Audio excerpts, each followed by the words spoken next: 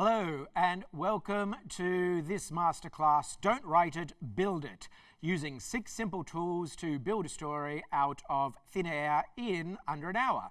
My name's CJ Johnson, and really thank you very much for joining me for this masterclass. I think you'll find it very useful to come up with stories.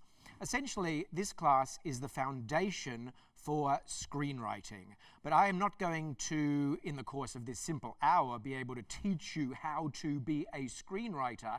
And indeed, there is a thing about screenwriting that is going to take us longer, that we will look at in subsequent masterclasses, because screenplay requires a specific format. There are technical demands that screenplay demands, and we can learn those. Those are very, very simple.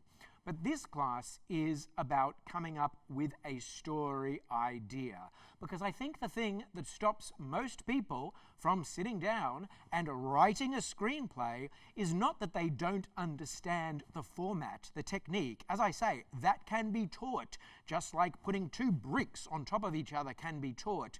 They're afraid that they don't have a story within them. And I'm going to show you that you have hundreds, if not thousands, of stories within you, and these 6 simple tools can unlock those stories, and in an hour you can have not one but a whole bunch of stories ready to go that you can then apply to the technical demands of screenplay writing to come up with a screenplay, whether it's a short film of 7 pages or 15 pages or a feature film of 90 pages. These 6 tools can give you the story foundations that you can then expand upon to tell any cinematic story you want. Seriously, it's all quite easy, because the thing about constructing story for screenplay is that you don't just write it, you develop it. The history of screenwriting is the history of developing stories from an idea all the way through to, in the case of feature films, a 90 or 100-page screenplay. So novelists, when they write, they sit down and they write and then they rewrite, and ultimately they come up with this version that their editor looks at, and they go back and forth and they dot the I's and cross the T's and move paragraphs around, maybe move chapters around. They go through an editing process and come up with ultimately the manuscript that they think is worth publishing. Screenplay is kind of similar, but also kind of different. There is a lot more development and a lot less, essentially, writing. So I'm calling this class Don't Write It, Build It, partly to demystify this idea of writing, partly to stop you being scared or thinking to yourself, I'm not a writer, because you don't need to be a writer to construct a screenplay. You just need the tools and build it. And it's actually quite simple. And it's actually a lot of fun. Because the thing about screenplay is, more than any other form of writing, more than the novel, more than poetry, even more than playwriting, which is the thing that it's closest to, screenwriting is a puzzle. It's composed of a whole bunch of different parts, and you can move them around. Indeed, in the early days of screenwriting, and in fact many screenwriters still choose to do this, you would construct your story on a board behind you with little cards, index cards. You know, you'd go to the newsagent and buy a pack of 120 index cards, and you would write your little scenes on them and pin them on a board, and you'd move them around. Maybe this scene should take place here. Maybe this scene should take place here. It's not like a novel where you're sitting down and writing these chapters that build upon each other to a story of whatever 400 pages. It's much more fluid than that. It's composed of many more little bits, and it makes it much easier for someone who does not think of themselves as a writer to come up with story ideas that they could ultimately then construct like bricks into a screenplay. So that's what we're going to do. We're not going to teach you how to write it, we're going to teach you how to build it. You are going to come up with stories that you can then take into subsequent masterclasses where we will look at the technique of screenwriting, and you can build into screenplays. There is going to be one fundamental concept behind the whole thing. Above all the 6 rules, one overwhelming concept. Write what you know. Now, this isn't obviously just for screenwriters. This is a concept that is taught in creative writing classes across all the disciplines and always has been. Write what you know. Now, this doesn't mean that every book and every screenplay and every poem and every play, or every song for that matter, needs to be your exact story. Of course not. That would be boring. That would be insane. It would mean that all of the written content across all forms, across all history, would simply be people telling their own stories. But I'm going to show you that if you start from a place of self-knowledge, you can then extrapolate that story into any other story you want. But here's just an example of why writing what you know is so fundamentally key as an overwhelming concept. Imagine that you sit down and decide, okay, what I want to do, being a version of me, so a 40-something Australian living in Sydney, I want to write a big, 2-hour movie, 130 pages, about life in the Taliban. The instant problem is that I have never been a member of the Taliban. I don't know what life in the Taliban is like. I don't even particularly know not only what the dialogue between two Taliban members would sound like, I actually don't know what the furniture they sit on looks like. So I would have to do an enormous amount of research to start writing that screenplay, because every step of the way, everything that I wrote would not feel authentic. It would lack any sense of integrity, because I would have them sitting on the wrong furniture, let alone saying the wrong things to each other, let alone expressing concepts that might never come out of a Taliban member's mouth. But if I was actually a member of the Taliban, I could do all of that stuff. I would be writing what I know. So I'm not a member of the Taliban. I'm a 40-something Sydney-sider living in Sydney, Australia. Does that mean I can only write stories in Sydney, Australia from the point of view of a 40-something? Of course not. But it means that I can draw from my whole history of my life and all the lives that I have intersected with to then build a story up. And along the way, I can constantly change it to create a dramatic story that in the end might look nothing like my own life.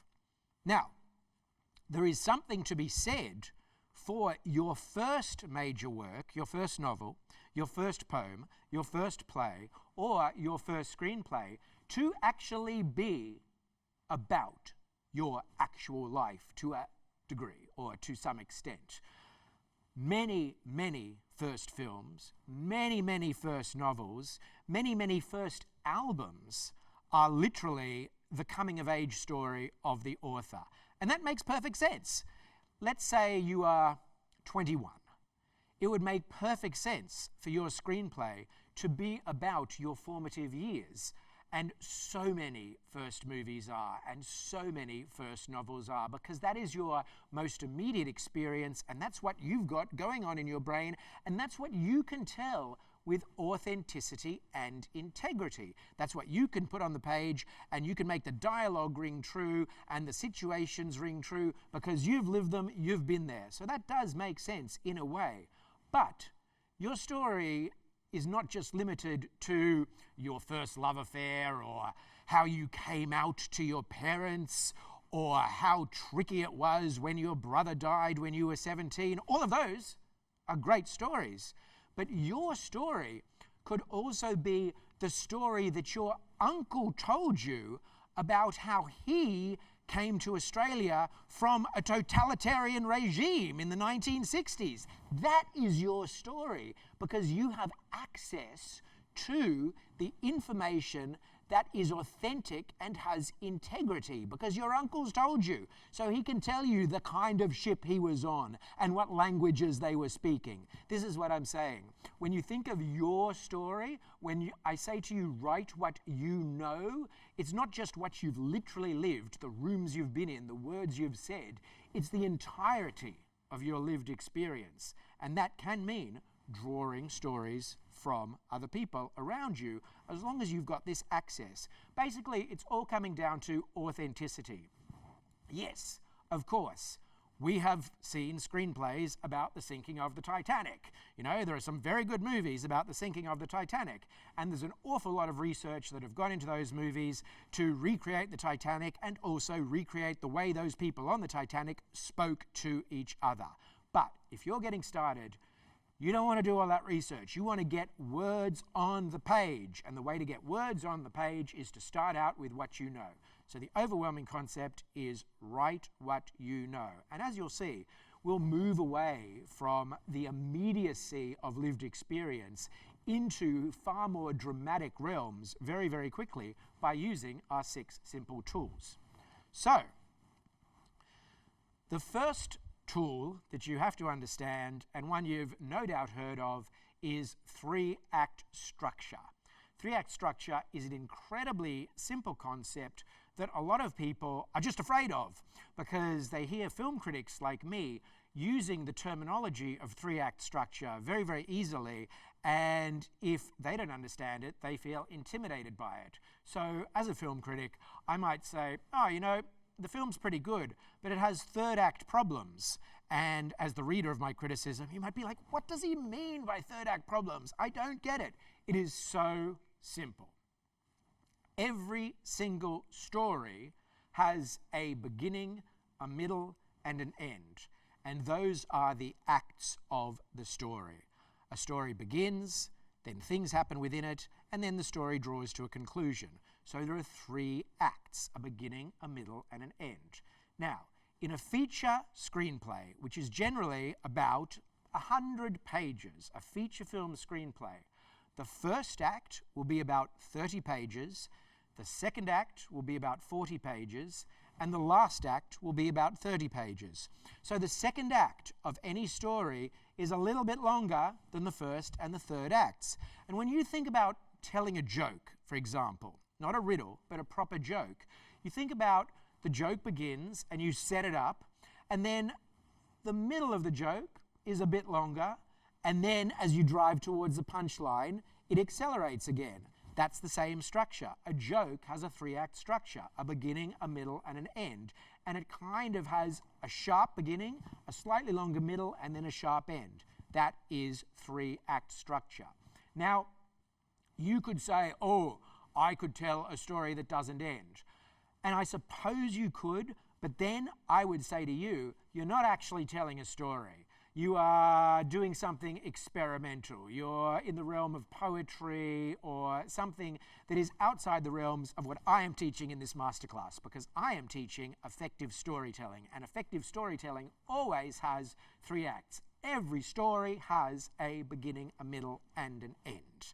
That is essentially 3-act structure, and as we go through using these tools, you will see how we can manipulate 3-act structure and utilize 3-act structure to help us come up with stories.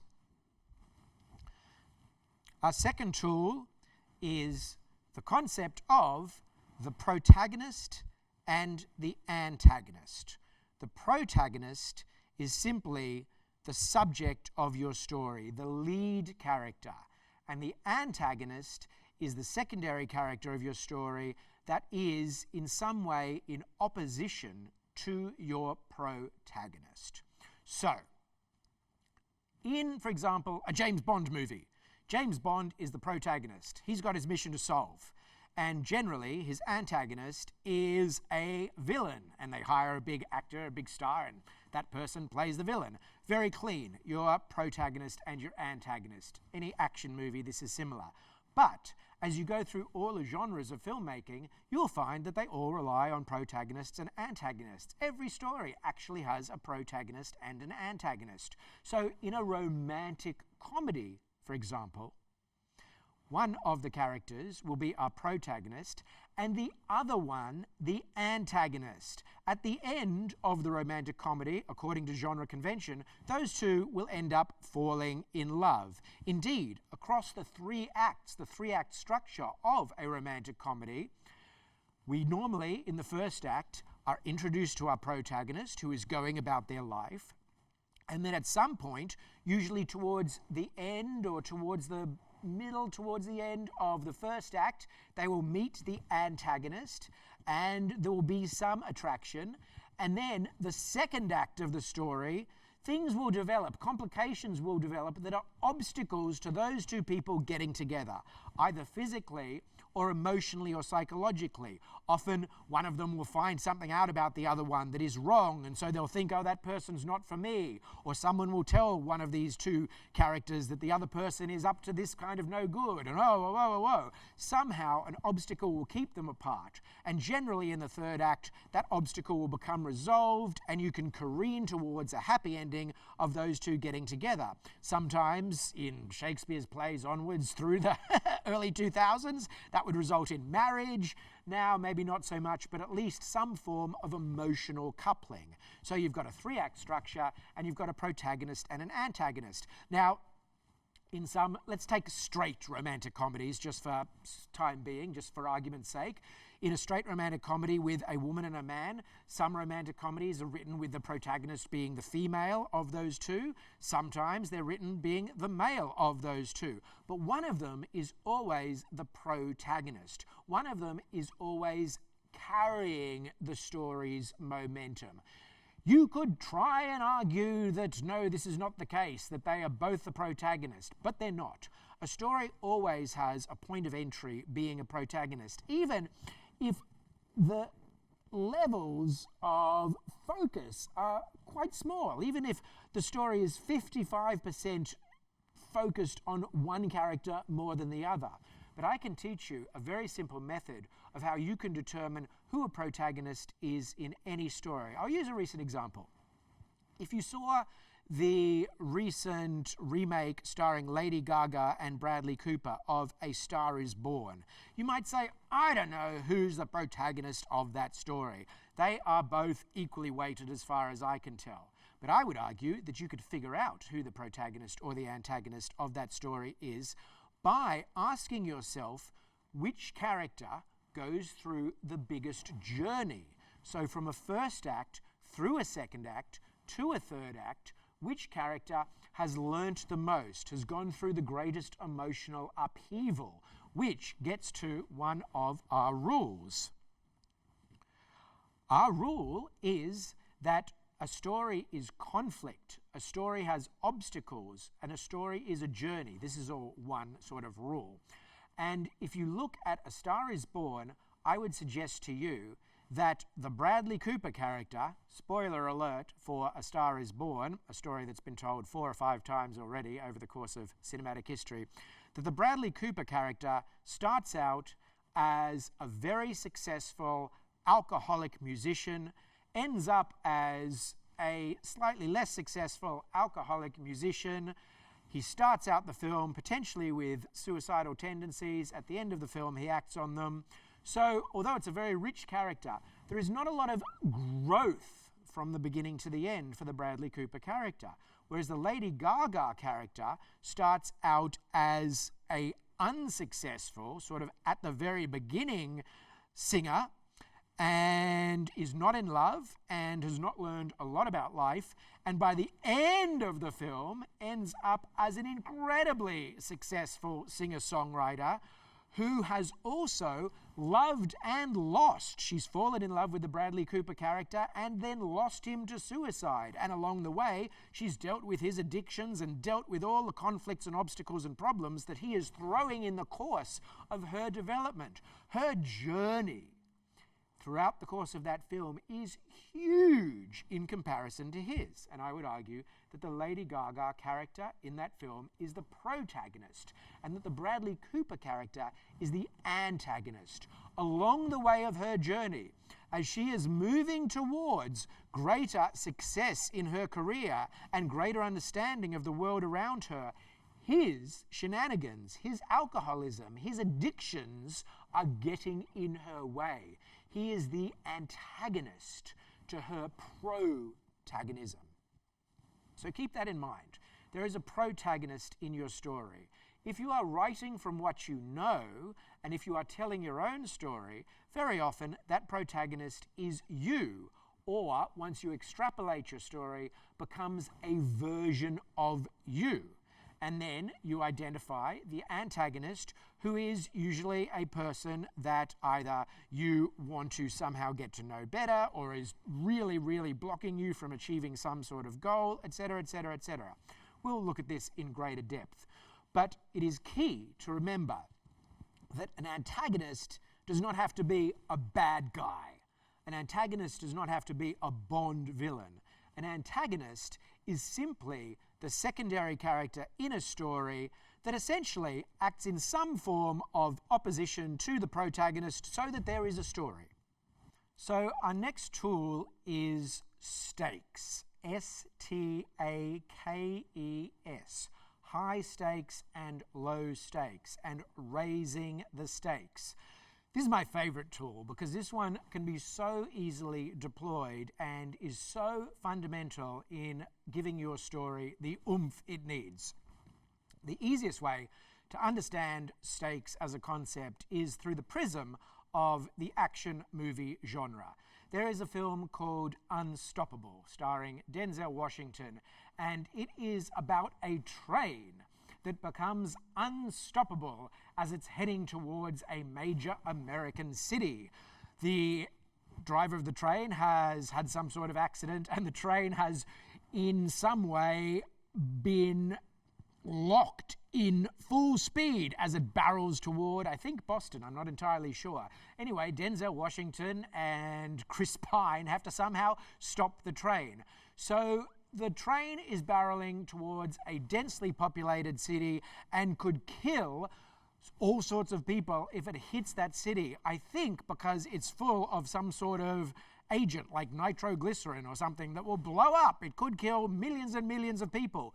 So the stakes are very high. You've got human lives as the stakes. You've got a train barreling towards a city. If it hits a city, it's going to blow up and kill millions and millions of people. Now, every step of the way along the construction of that story, they have sought to raise the stakes. So if you had a story about a train that is very casually, very slowly, very safely making its way into a station, it's a story. This is the story of a train that sets out on a destination, then goes along its path, then at the end of the story, it arrives at a destination, safely and slowly. It's a story. It's got 3 acts. There is a protagonist, the train or the driver of the train. But the stakes aren't very high and we are not interested. But the more you raise the stakes, the more we become interested. The higher the stakes, the greater our level of engagement is the general rule for screenwriting.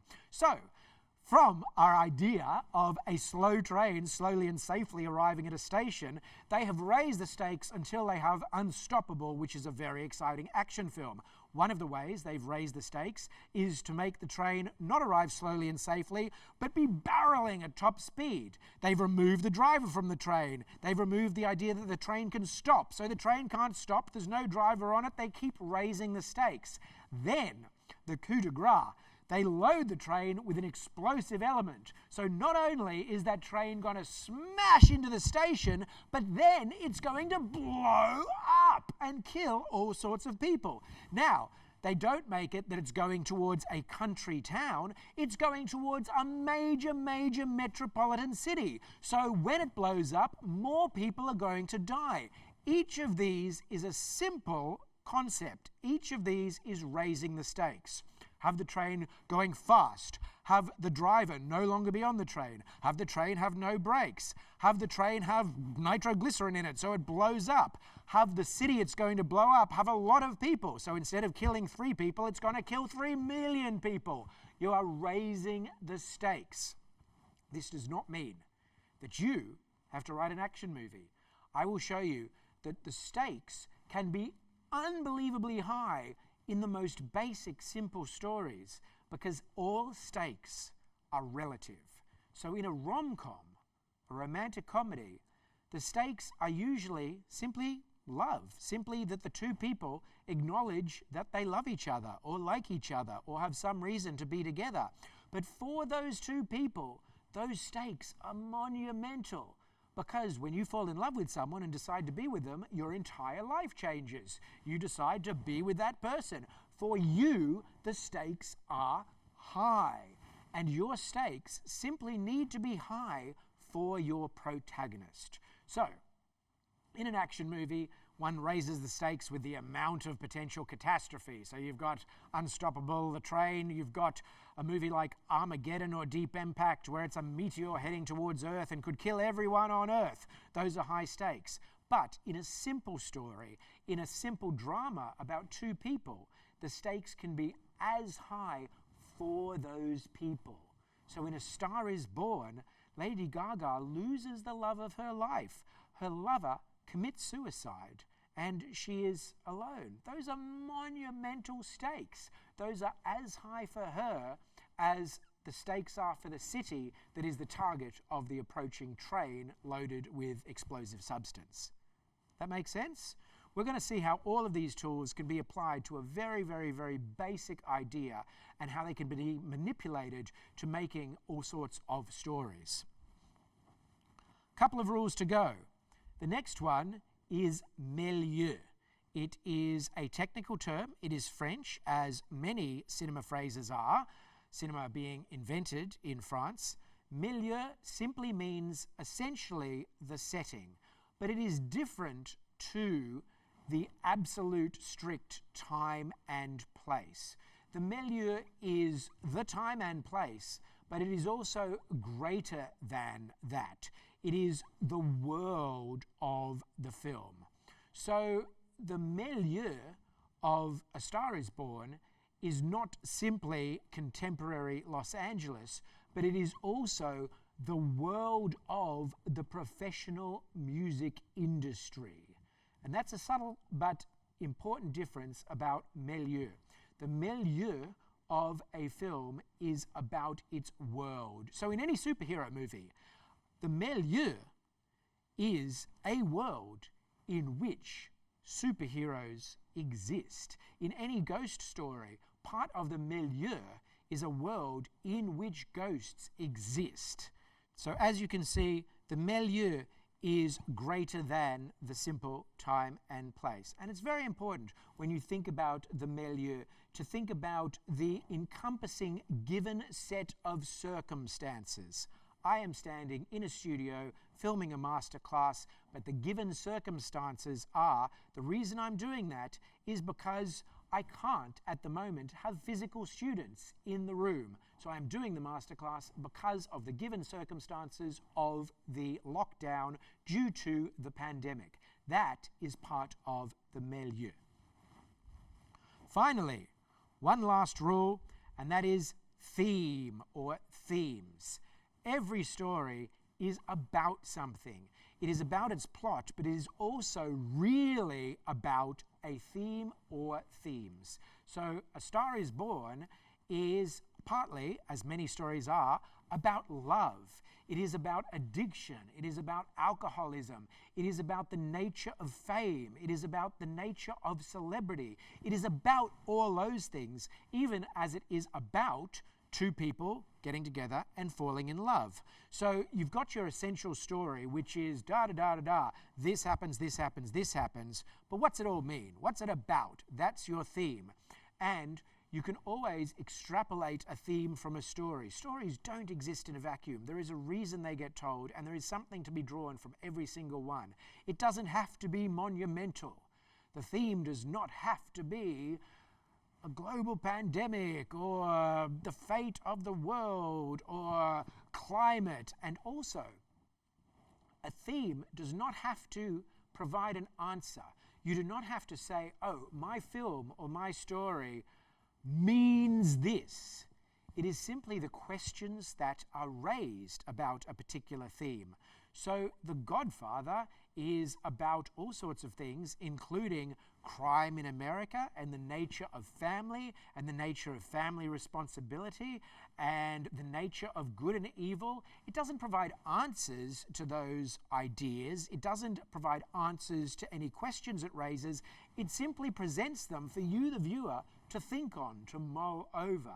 So your themes can be very, very grand because it is not inherent upon you to come up with some sort of answer.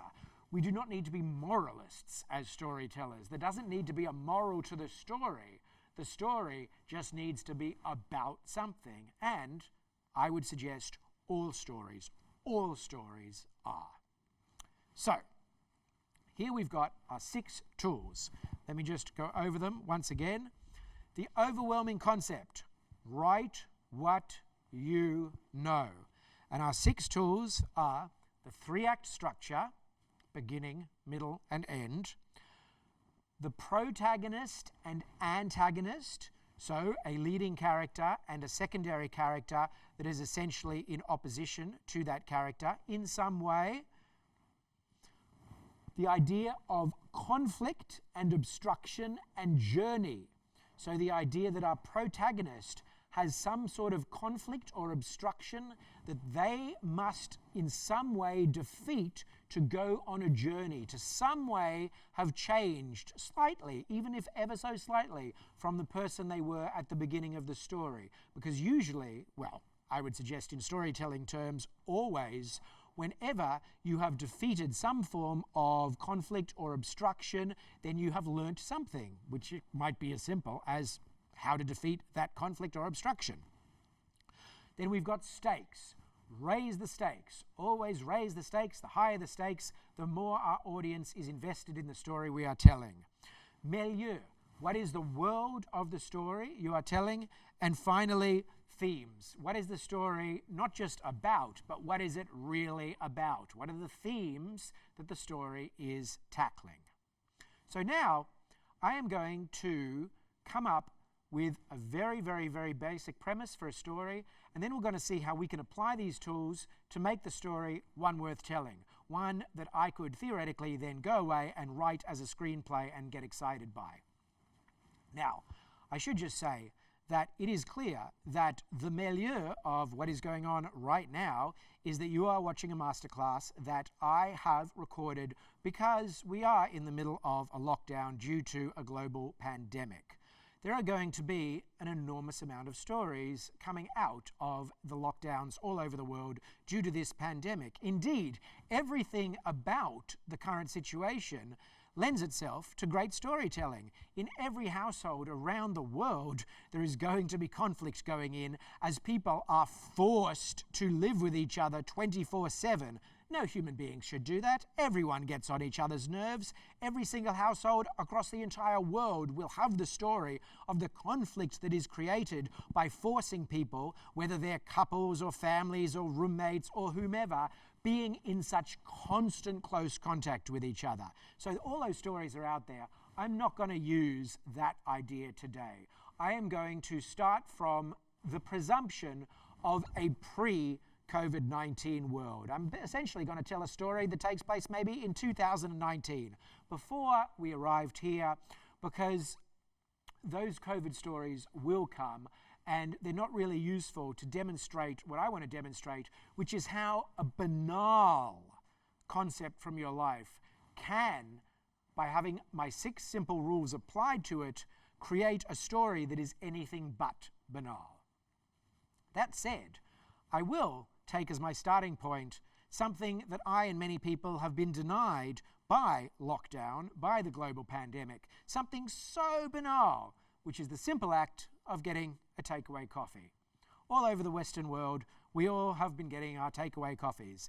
And all over the Western world, most of us have not been getting takeaway coffees since lockdown, for whatever reasons. Our favorite cafe is closed. We're not allowed to leave our house. We are, reticent about someone else preparing some sort of food or liquid for us, etc., etc., etc. So one thing we might all be looking forward to when restrictions ease and when we seem to be on top of this thing a little bit more is the simple act of getting a takeaway coffee. So I am going to use this banal thing from my own life. Write what you know. Talk about something I know. Getting a takeaway coffee, and see how I can apply rules to that to come up with a story. So, if I was thinking about the concept of getting a takeaway coffee, and I look at my rules, the first rule is 3-act structure. So how do I take the idea from my life of getting a takeaway coffee and put it into a 3-act structure? Here it is. It's got to have a beginning, a middle, and an end. So the beginning of the story is I will use the character I at the moment, or CJ. CJ walks into a coffee shop. There's your first act. The middle, the second act of the story, is that I order a coffee and the coffee is provided to me by the barista over the counter. And the end of the story is I leave the store happy with my coffee. That's the story of this particular idea. That's the 3-act structure applied to the idea of I would like to have a takeaway coffee. CJ goes into a coffee shop, orders and receives a coffee, and then leaves the coffee shop with the coffee. Now, do you see how inherently, just by telling that simple story, the second act's a little bit longer? The first act is a setup. I walk into the coffee shop. The second act is I order a coffee and the coffee is prepared and I receive the coffee. That's the second act. It's a bit longer. More happens during it. And at the end, the third act, I leave with the cup of coffee. That is essentially the structure of almost any story you'll tell. You'll find that the setup is bip, bip, and then the second act is bip, bip, bip, bip, bip, bip, bip, bip, and then the last act, the third act is bip, bip, bip, bip. There you go. Now, I would suggest to you that this is a very boring story so far. Of course it is. It's banal. And if I was to write this as a screenplay and shoot it as a film, you would throw something at the screen because all you've watched is a movie about a person getting a cup of coffee, which in the pre-pandemic world was something that billions of people did every single day. So, how can we improve this story and make it something worth telling, something worth filming? We'll apply my rules. So we've got our 3-act structure, and we can come back to this. But our next rule is protagonist-antagonist. So we've already determined that in this story, CJ is the protagonist. CJ wants a coffee. Every protagonist has a goal. Every story is about someone wanting something, needing to achieve something. In the case of The Runaway Train, the Denzel Washington character wants to get on that train and stop that train. Every protagonist has a goal, and my goal in this story as the protagonist is to get a cup of coffee. So who is my antagonist? Naturally, the antagonist in this story is going to be the barista, the person in the cafe who is preparing my cup of coffee. So now we're cooking with gas. Now we've got elements. We've got a story that is about CJ going in and ordering a coffee from a barista. And the barista prepares the coffee and gives me the coffee, and then I leave the store. We've got our protagonist and our antagonist, and we've got a 3-act structure. And we're starting to get a story down on paper. And when I say on paper, I kind of mean in your head. By the end of this masterclass, you don't necessarily need to be able to write out a story on paper. But if you apply these tools, as I am showing you how to do, you'll be able to come up with stories in your head that you can tell. And if you can tell them, you can put them down in screenplay format once we learn that technique. It's coming up with stories. And at the moment, I've got the foundation of a story because I've got a protagonist and an antagonist and a 3-act structure. My protagonist, being CJ, has a goal in mind. He's got to get a coffee. And his antagonist, the barista, stands there ready to either give him one or get in his way. Leading us to tool number 3, conflict, obstruction, and journey. So how can we have conflict in this story? How can there be an obstruction? Well, there can be all sorts of ways. For a start, what if I walk in and order a coffee and he refuses to give me one for whatever reason? Boom, okay, all of a sudden we've got a potentially comic story. Why would this barista refuse to give me a coffee, etc., etc.? There's a million ways we could go down, but I am going to draw something from my own life, writing what I know, to try and think of a conflict that is more interesting, that might push our story in a more interesting way. I also have to remember that other tools I've got at my disposal are stakes, the milieu, and themes that I want this story to be about, the bigger picture. So, here's something that comes directly from me that is a personal element of my own takeaway coffee lifestyle that I think I can manipulate to help raise the stakes and create a greater sense of conflict, of obstruction within this story, so that the lead character, this CJ character who's getting a coffee, can go on a greater journey. I like my takeaway coffees to be made with skim milk. Now, it is a particular peccadillo of mine that I want that skim milk to be the actual skim milk, not what is known as light milk, but skim milk. That is what I want. And there are reasons for that. There are psychological reasons. There are reasons within my own psychological makeup for that. And we can extrapolate on those too. But this is enough to start. The fact that I want skim milk in my skim flat white that I like to order as a takeaway coffee is going to be the Kickstarter to making this story something bigger. Because here is the conflict.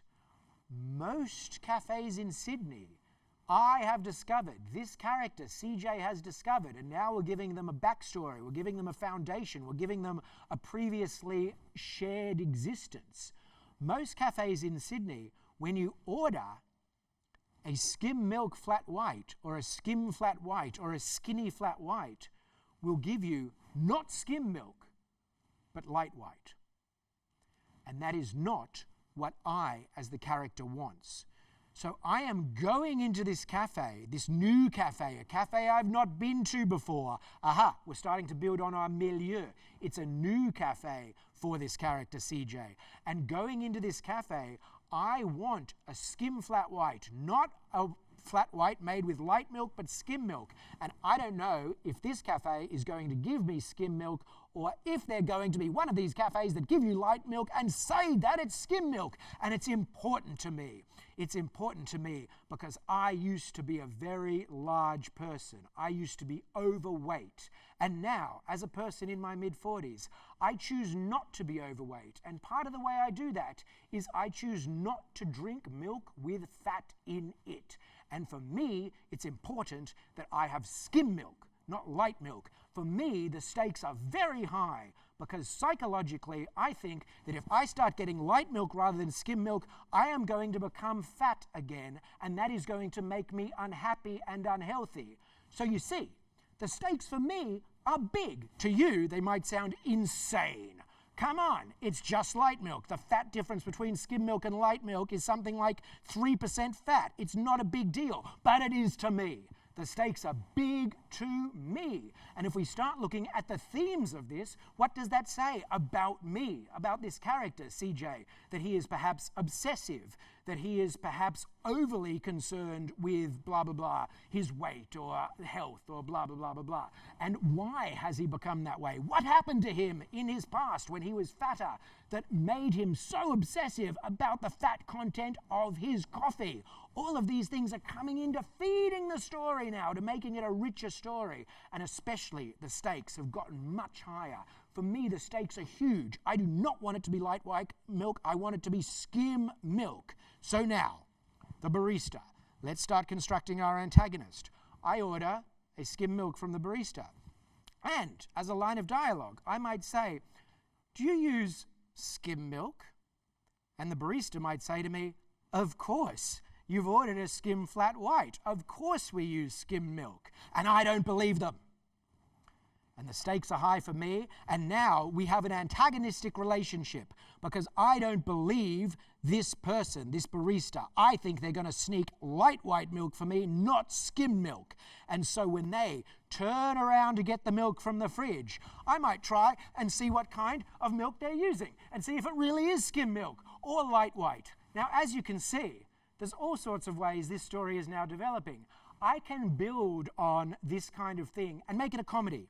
It can be a silly comedy about someone who's got a silly obsession, that they are obsessed with getting the right type of milk, and all of this stuff in looking over can be comedic. It can be physical comedy. They can catch me doing it. They can see my reflection in the glass of the refrigerator and turn around and say, what are you doing? And me trying to stop. You can imagine a good comedian, a John Cleese or someone, this kind of physical comedy that they are doing. But we don't have to go that way. This could actually be a really heavy drama about someone who was bullied at school for being overweight. And so they flash back to being bullied at school for when they were overweight. And so they are obsessed with that milk being skim milk, not light white.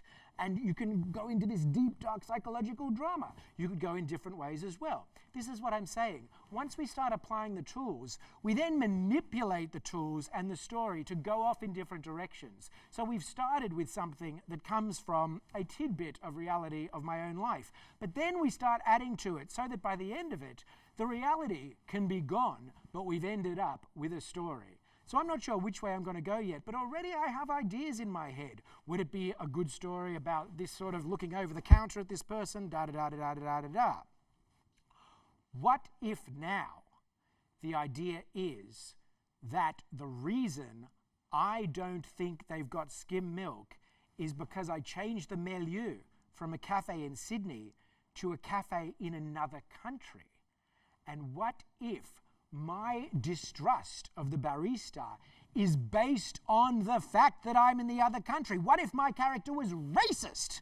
What if I do not believe that they are going to give me skim milk because I am racist, or this character of CJ is racist?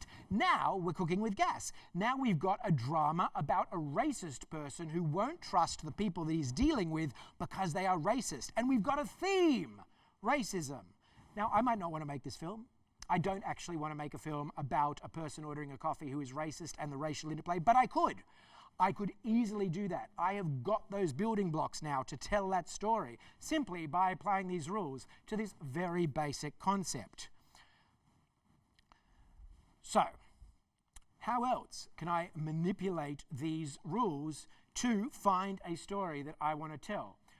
Let's go back to the stakes, okay? I've decided I don't want to make this about racist. I'm not going to make the milieu about this CJ character being in another country. I'm actually going to make the milieu about simply going to another suburb that I don't normally go to. So I will make it Leichhardt. Now, I came up with Leichhardt, a suburb in Sydney, because this happened to me. All of a sudden, I'm remembering something from my own life. I went to a cafe in Leichhardt and I was mildly scoffed at by the barista because Leichhardt is an Italian community, and this particular cafe took its coffee very seriously and would not use light milk or skim milk. They would only use full cream milk because they believed in the integrity of their coffee, and that milk that was not full fat did not have integrity in terms of giving a good coffee. So there you go. I can think of, oh, I will use that idea. So I will give my character the backstory that the last time they went to Leichhardt to get a coffee, they were scoffed at for ordering a skim milk coffee. And that is the problem that they walk into this cafe with. That is part of their obstruction, this psychological backstory that is making them already afraid and already distrustful of the barista, even upon entering the score. So I might be saying to myself, well, hold on, the story doesn't really work because why then would you get a coffee in Leichhardt having had the experience that in Leichhardt potentially they won't even consider giving you a skim milk or a light milk because in Leichhardt they're Italian and they take their coffee seriously and only use full fat milk. So how about this? How about I raise the stakes? I'm going to deviate now from the actual reality of the story, create something fictional that I have arrived at very simply by using the tools. I'm going to raise the stakes in this way. I, the CJ character, has a medical condition that is sort of related to lactose intolerance that essentially means that if I ingest any milk fat, I could have a seizure. And if I ingest full fat milk, I could literally have a seizure, collapse, and die. Those are high stakes. That means that if you trick me as a barista, if I ask for skim milk flat white and you give me light milk instead, I'm going to have a seizure on your floor. And if you give me full fat milk instead, I'm going to collapse and die. So I have raised the stakes dramatically, I've created a huge dramatic situation, and I'm starting to see a really great theme here, and the theme is trust.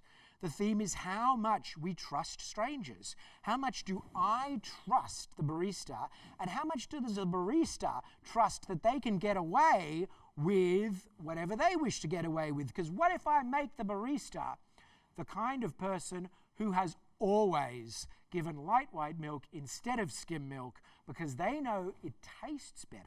So they know it'll keep their customers coming back. And they have willingly lied to customers in the past and said, oh no, it's proper skim milk when asked, even though they're knowingly given them light milk. This has happened to me, by the way. This is a thing. This is a real thing. Baristas around the world often don't use skim milk but use light milk so that they're sneaking a little bit of extra milk fat in there because it tastes better, and so their customers come back and get their coffees from them. A skim milk inherently tastes thinner than a full fat milk, and a light white milk is somewhere between the two. So all of these things are in play. We've got a sneaky barista who is knowingly going to lie to me, not knowing that I come in with this secret, which is that I've got an intolerance to fat in milk, and that if they do lie to me and give me anything other than skim milk, I will either have a seizure or will have a seizure and die. Boom. There's a story. It's got stakes, it's got a protagonist, it's got an antagonist who is very much in opposition to our protagonist. We've got obstructions, we've got things to overcome, we've got a potential journey to overcome, because the journey is going to be, how do these people trust each other? How do they come to some sort of understanding? They reach over this impasse. All sorts of possibilities. We've also got this milieu, which is Leichhardt, the cafes of Leichhardt, where getting a coffee is slightly different because you really shouldn't ask for a skim milk coffee or a light white coffee. And how does my protagonist go through this? Do they say straight out of the gate, I have to have a skim milk coffee because I've got this strange intolerance to milk fat that will make me collapse and die? But maybe I don't want to say that, because maybe I flash back to the last time I said that and the barista said to me right to my face, then why are you even having any milk in your coffee? All of these things I'm simply extrapolating and putting in my story based on the tools at my disposal. I have started from a place of nothing. I've started with the concept of get a takeaway coffee. And I've simply gone along the route and applied some rules. I've applied a 3-act structure: walk into a coffee shop, get a coffee, leave the coffee shop. Then I've identified my protagonist and the antagonist. The protagonist, CJ, the person getting the coffee; the antagonist, the barista who is serving the coffee. And then I've gotten into the fun stuff. Then I've started raising the stakes. I've really started to intensify the conflict or the obstruction or the situation that needs to be overcome, and I'm starting to draw out themes. And I'm simply doing this by applying tools to get a better story. So, I now want to come up with a story that I can tell out of all this, and I've got myriad choices. So, I will end up with a story just based purely on doing this right now, live, in front of these cameras, recording this masterclass. This is going to be a film about this person who is highly trepidatious every time they get a milk coffee, and yet they are obsessed with getting milk coffees because they believe it is the only way to feel better about themselves. During the course of this film, during the first act, as this character enters this cafe, there are going to be flashbacks to them as an obese child and getting taunted on the high school playground as being obese. This will be playing in their mind as they go in. We will have flashbacks to the previous time they ordered a coffee from a Leichhardt cafe and the person scoffed at them. We do not serve skim milk here. We only serve full fat milk because we do proper coffee here. Flashbacks there. All of this stuff will be on their face and we'll see them. We'll see flashbacks, and I'll teach you how to write flashbacks when we look at actual screenwriting technique. We can see a close-up on their face in this first act of them sweating with anxiety at the mere idea of ordering a coffee. When they see the barista, their face can be reminiscent of the face in the flashback of the person who mocked them. Indeed, is it even them? Perhaps our protagonist has a vision problem. Maybe they really can't tell, and maybe it vaguely looks like them enough, and they're questioning, etc., etc., etc. During the course of ordering, we can say to the barista, do you have skim milk? And the barista saying, of course we have skim milk. And we can get some dialogue going. Yeah, but do you really? Is it actual skim milk? Of course it's skim milk. Why would I tell you that I've got skim milk if I didn't have skim milk? Okay, man, okay. I was just asking. And our lead character thinks about whether they should tell him about their intolerance. And then we cut to a flashback of them having a seizure, having had full-fat milk or light milk in another cafe. So we are the audience getting that information. And then they're trying to decide whether to tell him. And they don't tell him. They just say, okay, if you are telling me, in all honesty, that you have skim milk, great. I would love a skim milk flat white. Then we see the barista turn around and go down to the fridge. We have some comedic moments as the CJ character is trying to look down in the fridge to see what kind of milk, but they can't. The bar is too high and they can't see down. And we see, the audience sees, the camera goes down as the barista pulls out not skim milk but light milk and pours that into the container, which they will then heat up to make this skim milk flat white. So we've got a lie going on, we've got deviousness going on, we've got an obstruction, and we now have suspense, because we know that when our protagonist drinks that coffee, they will have a seizure, because it is not the kind of coffee that they can drink. It is not the kind of milk that they can drink. And so there's this suspense as they serve up the coffee and pass it to our protagonist, and our protagonist takes the coffee and brings it to their lips, and we're thinking, oh my God, he's about to drink it and have a seizure or die. All of this stuff is going on in our film. And then maybe they decide not to have a sip. Maybe just as they're about to have a sip, the barista says, wait, it's hot. Don't sip it yet, too hot. And so our protagonist says, oh, good point, you're right, and turns and leaves the cafe.